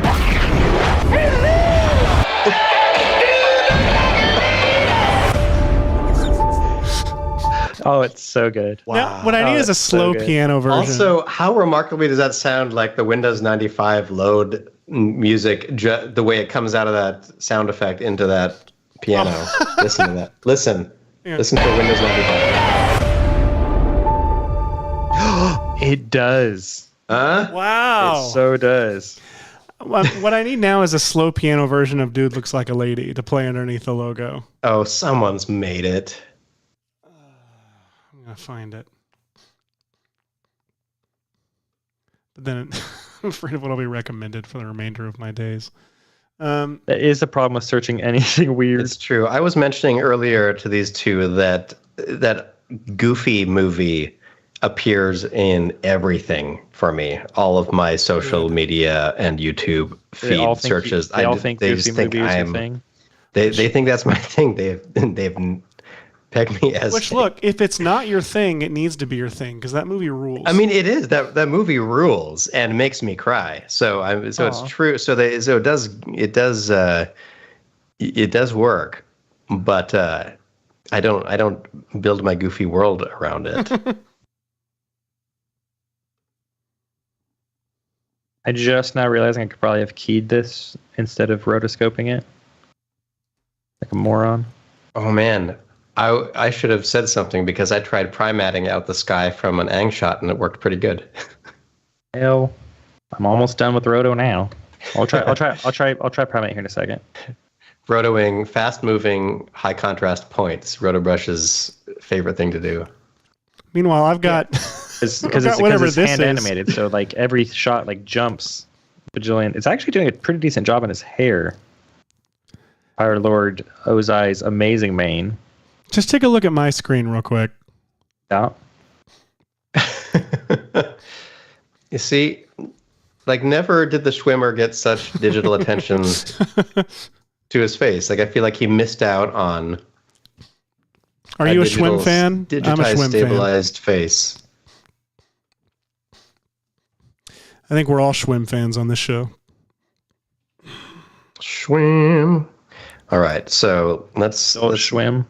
Classic let's Swim speed fan model for by stealing some version of these little things. So he's got two things wrapped around some other things with some things in the middle. Okay. So I'm going to grab this woven basket. Let's try to load in the textures from the interwebs. So we've got the color. We've got normal, I think, because that'll really help with the look of the shape here. What have we got? I should be doing this in Redshift. But first, I've got to quickly learn from Ellie Wade how to get started in Redshift. Oh my goodness. Let me tell you about getting started in Redshift and how there's a great course for that. Do it. If Maxon Training Team was up on here, I could just more easily. All right, let me do this. YouTube / Do they have their own name on there yet? Maxon Training Team? Do. Maxon Training Team. Yep. There's a whole getting started. How Maxon Intro to Redshift. Ah, beautiful. Yeah, it's perfect. But I'm just going to link the whole playlist. I mean, I'm not. Red Giant is. Thanks, Red Giant. So there's a whole Redshift playlist on the Maxon YouTube training channel from Red Giant in the chat. It has the How Maxon, which How is hands-on with Maxon, and it's every one of those How Maxon series is like starting from 0 to hero. So there's a How Maxon Particles that gets you started in using particular and particles in Cinema 4D both, and it's a good way to get you from knowing nothing about particles at all into knowing particles. This particular link is How Maxon. It's got a couple of Maxon stuff, including the series on getting started in Redshift. So it takes you from not knowing anything about any sort of GPU rendering or any sort of node-based materials into actually knowing what you're doing. And in this particular case, taking texture mats someone's already made and quickly, easily building them into a beautiful-looking material in like just a few short lessons. It's great. Oh my gosh, how much do these lessons cost, Michael? You know what? They cost nothing but your time. What? I know. What? Why would anyone give away their knowledge for free on the internet? That's the kind of thing Ellie is. I'm good. Why are you letting me go past there? After Effects. You're acting weird. After Effects is acting weird. Stop acting weird. Stop acting weird. Oh, hey, I'm going to freeze my rotobrush here, so if you want to hit the freezy button, you can go right ahead. Freeze time. Freeze. Thank you. Freeze. And then I'm going to try keying it here in a second. I want that's on your screen to be what comes up now whenever we freeze. I just want a shirtless man with long hair. Don't we all? All of us. Speaking of shirtless men with hair, be sure to tune in last week's episode of VFX and Chill to watch Hashi take his shirt off, play Hulk. Is it okay if I objectify you? Exciting results. Do you have that result over there? That was a good result. Yeah. All right. So I've grabbed this thing that I feel like looks kind of Avatar World-esque now. I mean, it's just a woven straw kind of mat thing. And let's call this the straw thing. And then let's start duplicating that a little bit so we can start modifying it. I'm going to add a bend deformer right here.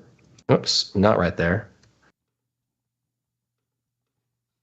What do I want? I want a little bend object. I'm going to, let's mess with it first. Let's go to the object itself. And, why is it not letting me do stuff? Probably because the takes are locked. There we go. Something to do if you're ever working with a Mixamo file and you suddenly can't modify something in Cinema, go over to your takes window and see if this lock is locked. It means that it locks all override types and it makes it so you can't really work with your file. So it's to preserve, posterity of whatever you're bringing in, but it could mess up what you're working with.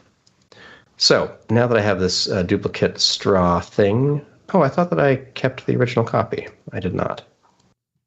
I'll hide one copy over here and then bend this thing around.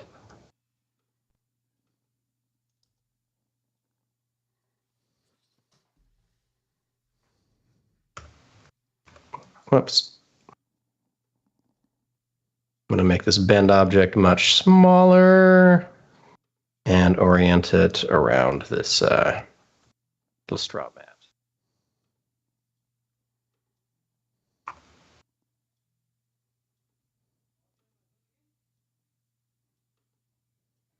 Let's drag it in there and see what we're getting here. I need to rotate it more. I'm just trying to use a standard deformation to kind of make the way these kind of are, like little tortilla'd around whatever, maybe this like a harness or a yoke or something like that. That looks like a pretty adequate amount of bend. Let's see what happens if we keep on turning that up. let's keep the length. That way it'll stay more properly scaled. And yeah, that's perfect. It could be a little bit bigger, this bend object, so it's not missing that little piece right there. It's a little bit hard to see what I'm doing here, but I like it. I'm going to go ahead and convert this current state to object.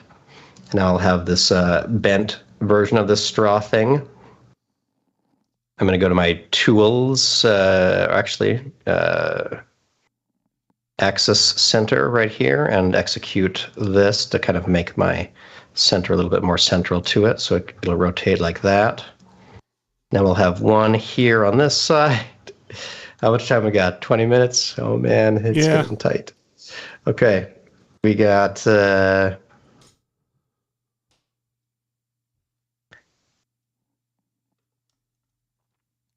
this thing. I should have pulled in a still from this into Cinema by now to check it out, but I keep on not.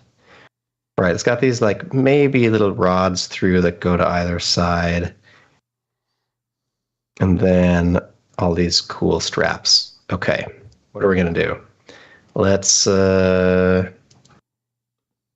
about as big as a hand, so these are too big right now. Let's make these smaller, move them up, and let's imagine what the heck these are wrapping around. First of all, let's get a crazy dolphin thing in here. I know I have downloaded so many sharks and weird things over the time. Let's go to the window asset browser. Let's type, might as well start with shark or dolphin. Shark C4D. Let's bring that right in here. See, that'll download already. Oh, look at this. This is a full crazy scene. And it might even have some really nifty things going on in there. All right, now let's, okay, I'm going to close that for a moment.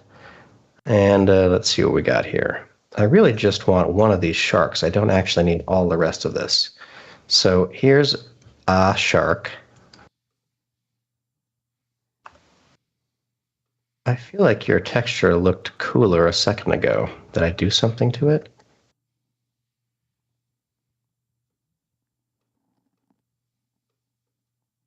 Is that pure lighting? Wow. Okay, okay. Let's grab this shark. Let's put him over in our scene file, which I should save, by the way. You should. Save it. Best shot ever. Okay. My world scale is obviously humongous.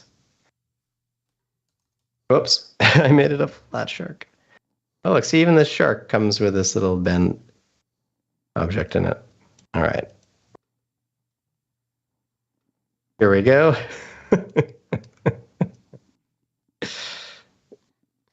This is professional, folks. Check it out. Let's see what we got here. Now we have, he's tightening his little harness thing. I think this is working well. Okay, now we need some of those weird, like, let's open up our asset browser again. Let's see if we have planks of wood or something like that. Not textures. I want something that's made of them. I want an object. There's this wood axe. There's a wooden table, a bookshelf, a guitar, chair, a clamp, some ladles, pencils. Pencils could work. A wooden spatula might work. I know the scale of that wood is going to be weird, but ooh, there's just some good 3D models. With Redshift materials in here. But the rest are not in Redshift, and I don't know how to convert them without embarrassing myself in the middle. So we're going to go with, let's bring a spatula in here. Okay, where are you, spatula? This world scale is very, Where are you, it's clearly too big. Why can't I find you? Yes. Okay, here we have our wooden ore, which I'm going to flip around like so. and bring up to pretend I have some clue as to what the mechanics of these are. This is like if people were worse at Cinema 4D. Famous expert in the proper use of cinema. Right. The hands grab right around there. Now let's set these straw things to fit right here. Maybe scale that a little bit. Oh yeah, this is gonna work so good. It's going to look just like it. Let's grab this straw thing. Let's grab this wooden spatula. I'm gonna convert that to some geometry. Grab these things and group them. And I'm gonna make a duplicate of them. Over here, like that, sort of. What did this shot look like? Hands are real close to that one. And then... Okay, now we need to add... oh my gosh, I just looked at your screen. It's happening. This is basically... I mean, we're getting the... It's basically there. It's basically there. All that we are missing are these straps, which see how much time we got? We got 13 minutes. Yeah. These straps are going to be real fascinating. These straps are going to look like this. I'm going to create a plane. Let's bring that up here. Let's scale it down generally. Let's go to the plane's properties. I'm going to make the width not very much, and I'm going to make the height a little bit higher. So something like that, a piece about this big. And then I'm going to try to see how many divisions we've got. We've got 10 width segments and 10 height segments. Since the height is actually the long direction on this, I'm going to crank this up to something like 40. And then I'm going to leave the width segments down at like 4 or something. It doesn't need a lot of curl per se. It just needs some like flop because it's leather. So let's shrink down this leather strap thing here. Let's move this one to be kind of through the hand right there. I'm going to try figuring out how to do this. Let's see. At the very beginning of this move, he grabs like right there, the strap. So I'm going to see if I could do something like put this right here, and I'm going to do some very probably foolish things for a moment, everyone. I'm going to press C to convert this little strap to geometry. I am going to then add a simulation tag to make it cloth. Then I'm going to go to my shark, and I'm going to make it a collider. I'm going to go to my avatar man and make him a collider, and then go to the cloth settings here. So bendiness, stretchiness, bounciness, all of these things are in here. I don't know how much friction there should be. There should be some good friction, so maybe it'll pick it up. Just out of curiosity, let me see what happens when I play this. Oh, hey! Oh! He grabbed it! Look He at grabbed that! the cloth. First try. Amazing. Well done, Hashi. Dude. Thank you. Look, simulations that Cameron has dreamt about for years, now possible. Yes. Okay. Oh, Ashanti VA, does Red Giant have DaVinci Resolve plugins? Yes, we do. The Universe tools, I believe, and Magic Bullet tools are available in DaVinci Resolve. So you can get all that lovely title, composite-y, effecty stuff from Universe and some additional color tools like the halation and optical diffusion that can really help give your Resolve color grading workflow a boost.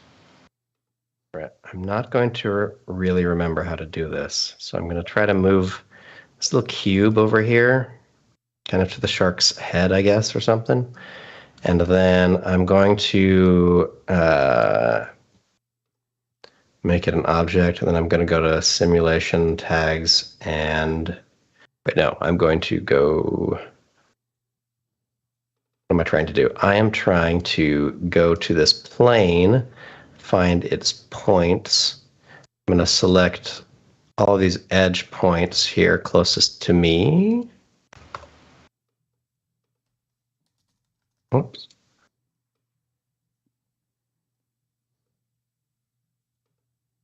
Why are you not doing what I want you to do? Select all those points. I'm going to right click. How much time we got? 9 minutes. 9 minutes. God. I'm about to try something I don't really know how to do. I'm going to click on cloth belt here, and I'm going to say set on these points, and I'm going to put the belt on this cube. Is that how it works? Set. Okay, I think I have just attached the cloth to this cube up front here. So now let me run this simulation again. There we go. Adding a little bit more. The goal was to add some more tension in this thing because he's tightening it or something anyway. All right. So I like that. It's got a little bit too much bendiness right now. So let's go to the cloth properties itself. Let's go to cloth, and under stretchiness, it's already pretty darn low. Bounciness is low. Friction, I'm going to turn up a little bit. Thickness, I'm going to turn up a little bit more. And let's go to our project settings. And under the simulation here, I'm going to go to the scene substeps. I'm going to add a few more and a few more iterations and just see what this simulation looks like. Why simulate? Okay, we're getting somewhere with that.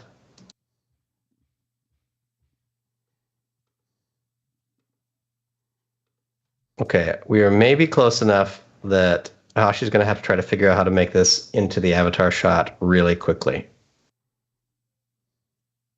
So not knowing entirely how I'm going to do that yet, I'm going to see what happens if I just take this whole scene.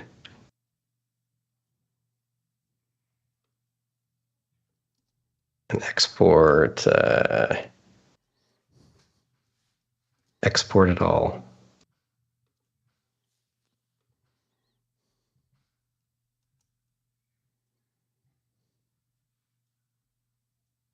Michael, that looks amazing. I can see what is going on Michael's screen, and I am tremendously excited about it. Do you want to see it? Reveal it yet? Oh yeah, go ahead. Oh, okay. Here we go.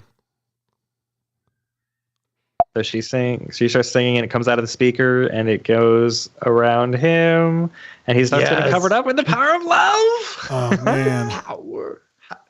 So I'm using tropical particular and the fluid vortex tube to get that kind of neat swirly motion around him.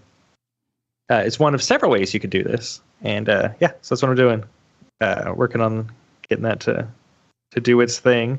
I figured that was a good color scheme for the hearts. Kind of have that purpley, pinky, slight touch from her scenes, and the red, yellow from the avatar scene. Kind of have it all kind of blend together.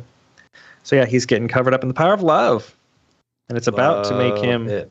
She's gonna keep singing. He's gonna then get knocked down and so I just need to find a back shot of her. I'm pointing get my up screen. again. Back shot of her. Well, he tries to get up and then is like, no, ugh, no. So yeah, that's what we're pretty much landing with 6 minutes left to go. Awesome. All right, 6 minutes to create the shot. I can do it. I swear. We're so close. I use the vortex tube stuff in the fluid simulation in Tropico particular quite frequently. I used it a lot on the music video for Aesop Rock, the Jazz Hands music video to get the trash spinning around him. I just I've talked about it in the show before briefly, but I rendered spinning trash out of Cinema 4D and used that as sprites in particular, and just made a whole bunch of the trash pieces spinning around the guy. So if you are into A$AP Rock and his brand of music, go check out the Jazz Hands music video, and I did all the visual effects on that. Woohoo! Dude. It's all Super Comp and Drapcode Particular and Cinema 4D. Mostly Particular and Super Comp. I just rendered the trash bits out of Cinema 4D. So yeah. That is Render incredible. the trash bits. Oh, that wasn't Trash bits. Looking at trash bits. Trash bits. Trash Don't bits. you know I love trash bits? Let's see. It's being used. I didn't think so. Okay.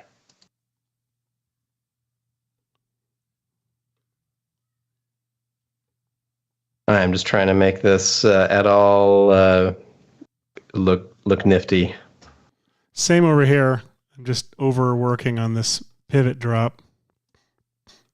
I am quite excited about this. Phenomenal. We produce good work here. All right, import a 3D sequence this time.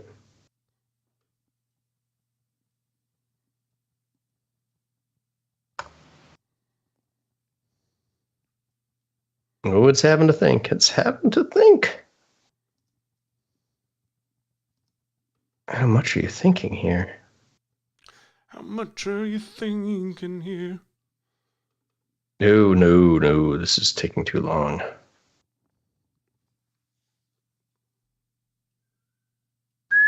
Did I make these suddenly ginormous?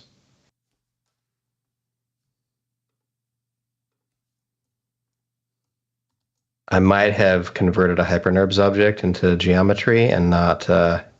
Yep, that's what I did. Stop, cancel. Uh-oh.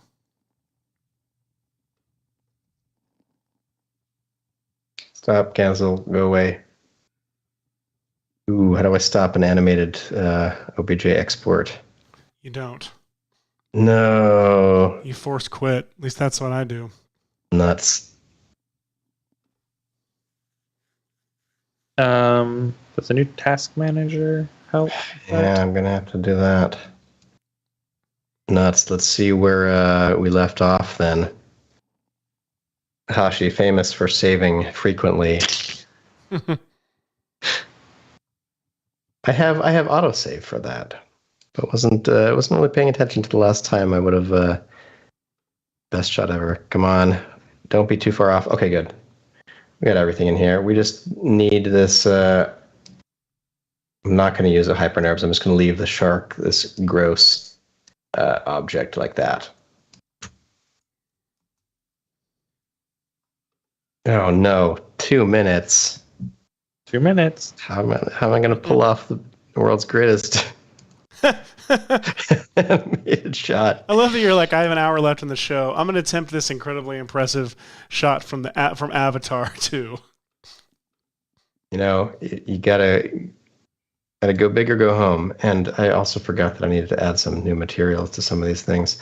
Oh my gosh, I got to do this all before. And where's the strap? There's the strap, and then this cube should have its own thing so I can make it invisible later.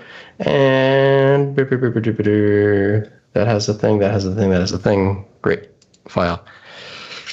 Oh, we're so close. All animated frames.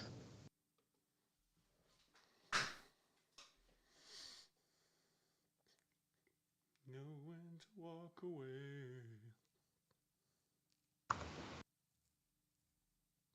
Okay, there we go.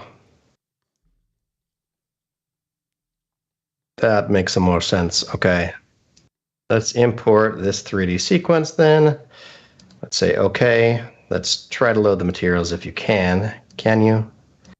Wow, relink scene files. Do you know what they're called at all? Do you? Okay. Michael, what are you doing? I'm trying to... Let's go with the 3D stuff folder.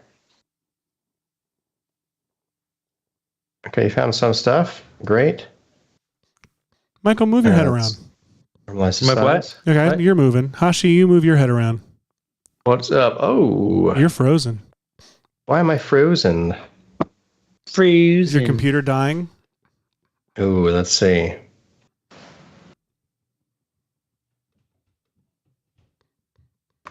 And am I back? Yeah, you're back. There we go. It is 2 p.m. You guys want to call it? Wait, I want to try I want desperately to see if I where can do Michael got something to. real quick. Y'all are welcome to leave. You didn't ask for this. Michael, I'm loving that. Thank you. Trying to make it rotate the correct direction. There we go. Think. Nope.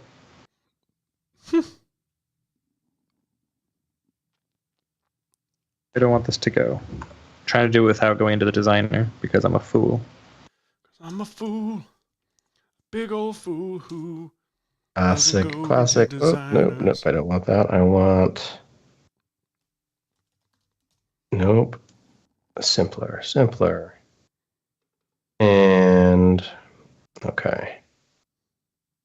Remove unused materials. And for this this thing, I want the normal bump from... that we just downloaded.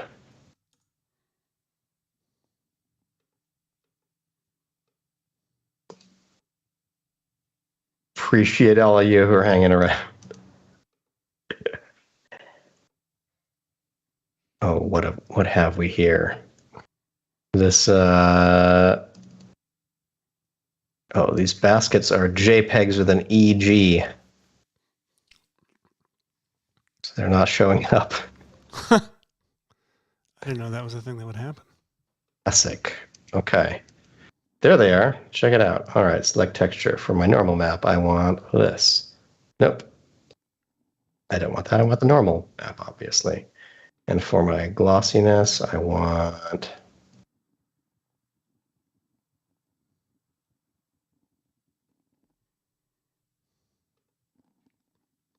You guys are welcome to call it for me if I'm going overboard here. I got about 5 more minutes that I can go. All right, that sounds good. Oh yeah, I'm keeping you. My goodness. No, you're not. You're not keeping me at all. Why did I put these in such nested folders? There we go. Okay, so we've got this thing. I'm going to create 2 groups in element. One is going to be just a big plane, and it's going to have a lot of segments, as many segments as I can throw in there. It looks like 200. And on this plane, I'm going to, for the texture, let's go to translucent. Let's use blue glass. Why not? And we'll put it right on there, and I'll say, okay. Then I'm going to bring it into here, where I'm going to add a camera. Yes, perfect. Oh my gosh. All right, you guys and gals, here we are. All right.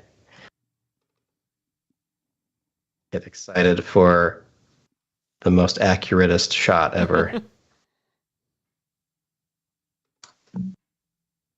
Okay, I'm going to create some nulls for these 2 things. Create, and then actually in my scene setup, I've got to add that reflectivity for that clear realism. Plane model, be a mirror surface. And environment, be one of these 4K lighting sphere thingies.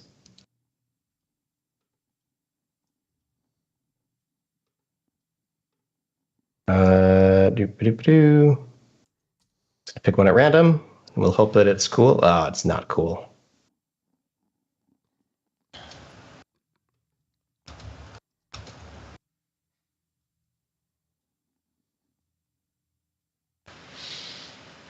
All right, you all. I promise I will share wherever I end up with this if you can't last here. Let's put this water right here. Excellent. Oh, it's nearly perfect. play through this incredible recreation of this moment. I hope you're happy you stuck around. It's so beautiful. Everyone. Oh my God, he did it. CG is hard. And when you see something that you're like, bad CG, consider how difficult it might have actually been to produce the thing that you're looking at, because I tried real hard. And you know what? For 45 to an hour. And like we're in the previs realm, I would say. I really want a shareable where you do like a firm like swipe through. Yeah, we need a before and after. Before. Just universe line wipe transition. Absolutely. This is fantastic. I am going to keep playing with this because I'm going to get it there. Y'all don't know, but I'm going to get it there. Well, guys, so this is amazing. Michael, do we want to take another look at anything that we've got going on? Oh, I'm looking at Michael's Skype. Skype from REM. Michael Stipe. What do you got, Michael? Oh, I am just. I gotta say, she's like ready to sing.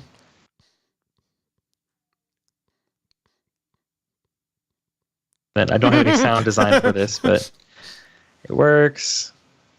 And then we've got her singing, her loves whatever.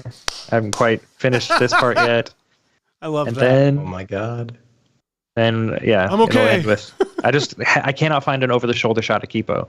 So I need an over the shoulder shot of Kipo for this. Just film it yourself and sketchify it. Boom. Sure. This is amazing. But Thank you, everyone, for joining us for another very exciting episode of VFX Royale. We hope that we have made all of your dreams come true. I mean, Seth, I think you need to play yours again. All right. I think that's necessary as well for a good wrap up, because your result was pretty good as well. Then here we go. Let's take a look, shall we? Everyone here is the best there is. Who the hell are they going to get to teach us? You were here at the request of Admiral Kazansky. He seems to think that you have something left to offer the Navy. What that is, I can't imagine. Don't fuss with me. What the hell?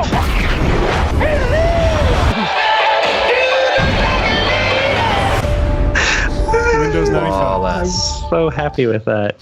I'm so happy with that. This is great. Me too. Thank you for joining us once again for another week of VFX and Chill and another episode of VFX Royale on the books. Please, for the love of God, share our show with as many people as you think would benefit from this, which is everyone. Everyone. And don't forget to like and subscribe. Do it. Yeah.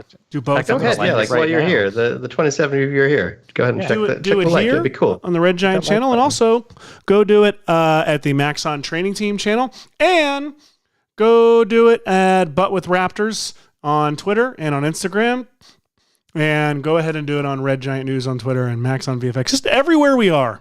Everywhere. Find us. You love our stuff. That's why you're here. So go get more of it. Exactly. Let the algorithm know you like us. Do it. Thanks, everyone. We're big fans of you. Thanks for watching the show. Everybody have a great and safe weekend. Bye-bye. Absolutely. Bye-bye.